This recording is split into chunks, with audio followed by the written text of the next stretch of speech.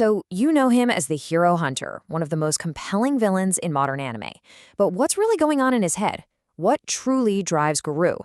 Today we're doing a deep dive into the mind of a guy who looked at a system he couldn't beat and decided, fine, I'll just become the ultimate monster. We're going to use the finale of One Punch Man's second season as our roadmap to unpack his entire twisted philosophy. You see this quote? This is everything. This is the key that unlocks his entire character. Garou isn't just rejecting good guys. He's rejecting the whole system.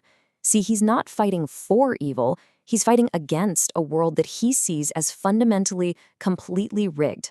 A world that decides who wins and who loses based on who's the most popular. And that's the core conflict we're digging into today. All right, so here's our game plan for getting inside Garou's head. We're going to see him at his absolute rock bottom, then we'll rewind all the way back to where it started. Yep, the playground.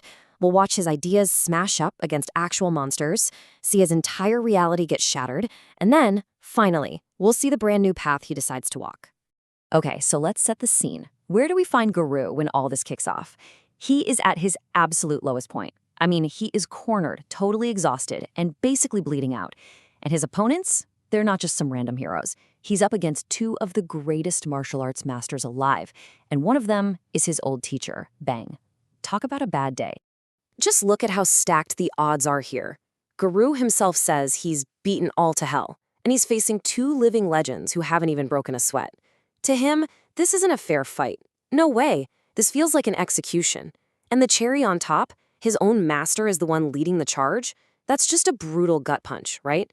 It confirms every single cynical thought he's ever had about how unfair the world truly is. And this right here, this tells you everything you need to know about his mindset. Even on the edge of death, surrender, it's not even an option. His brain immediately jumps to the most insane, impossible conclusion. I'll just kill all three of them. Now, it's a total fantasy, of course, but it shows you his number one rule. He will never, ever accept a loss if the game feels rigged. And that desperation, that's the root of everything.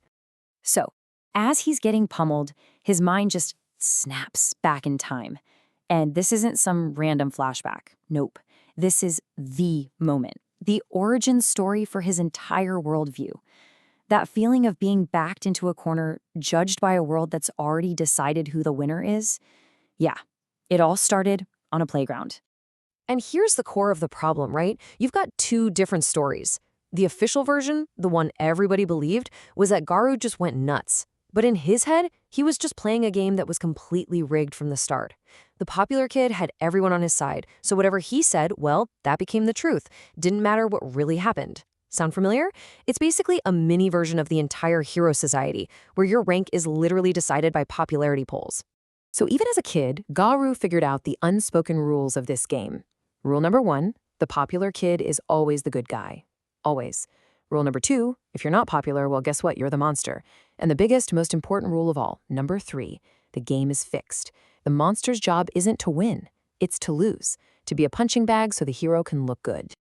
And boom, there it is, the core belief that defines his entire life. This was never just about a fight on the playground. For Garou, this is how the world works. It's not about good versus evil. It's a popularity contest, plain and simple.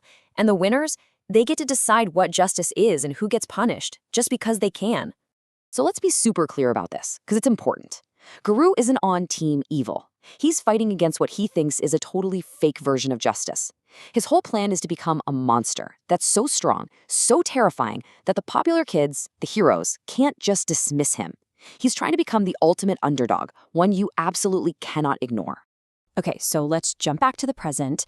Bang is about to deliver the final blow, and then all hell breaks loose. This thing, Elder Centipede, just bursts out of the ground. It's from the Monster Association, and it says it's there to rescue Garou, which is like the absolute last thing he wants or needs right now. And this is where we see a really important difference.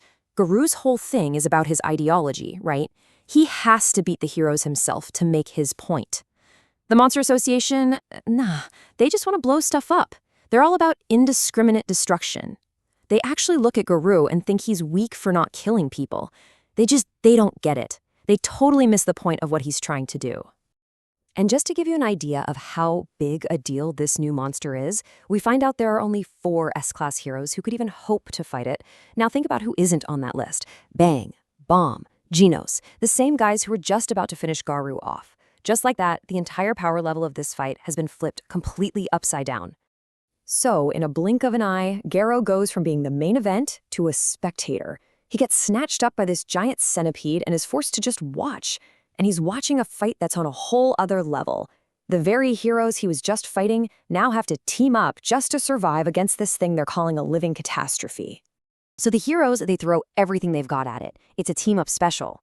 Genos fires his incineration cannons right into its gut. Meanwhile, Bang and Bomb unleash this insane combo attack, trying to send a shockwave through its whole body. This is it. They're Hail Mary. Everything they have, all in one shot. And it does nothing.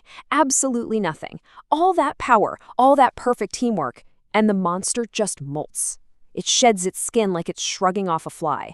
That's the moment when everyone there, the heroes and Garou watching, realizes they have no idea what real power even is. They are so out of their league. So yeah, it's over. Hope is gone. The heroes are toast. The city is done for. And Garou is just left questioning everything. And then things get really weird. The S-Class hero King shows up. And what does he do? He starts trash-talking the giant monster. And right behind him is the one guy who just breaks all the rules of this universe, Saitama. Seriously, try to see this through Garou's eyes for a second. First, he sees 3 of the best martial artists in the world get completely shut down. Then, the guy they call the strongest man on Earth stops this city-ending monster by just talking to it, with a bluff. And while the monster is totally confused by how weird this all is, in walks Saitama. 1. That's it. 1. Punch. This living catastrophe, the monster that took the best shots from 3 legendary fighters without even flinching, is just gone, vaporized, in a single punch that didn't even look like it took any effort. And then Saitama says this, and this is the line that just breaks everything. He wasn't fighting for his life, he was just blowing off steam because King was beating him at video games. Think about that. A threat that was about to wipe a city off the map was, to Saitama, just a way to de-stress. This is the ultimate unfairness, the very thing Garou has been raging against his whole life, but magnified to a cosmic, almost hilarious degree. You'd think Garou would just despair at this point, right? But he doesn't. What he feels is clarity. Everything he ever thought about the world being rigged is suddenly proven true, right in front of his eyes. His whole mission to beat up heroes, it suddenly seems so small, so pathetic. And it all boils down to one simple, crucial question. So he looks right at Saitama, the guy with this impossible strength, and he just asks him. He's not fighting the system anymore. Now he's trying to figure it out. What's the secret? What's the one thing he's missing? What's the difference between being a spectator and being the one who ends the show? And Saitama's answer, it's so simple, so blunt, it just completely shatters Garou's reality. The secret? It's not about your ideals, or justice, or evil. It's not about technique. It's power. That's it. Just raw, absolute, overwhelming power. And right then, Garou gets it. His goal wasn't wrong. His scale was. To become the real monster, the ultimate unfairness, he needs a kind of power that just makes all the other arguments, all the talk about justice, totally meaningless.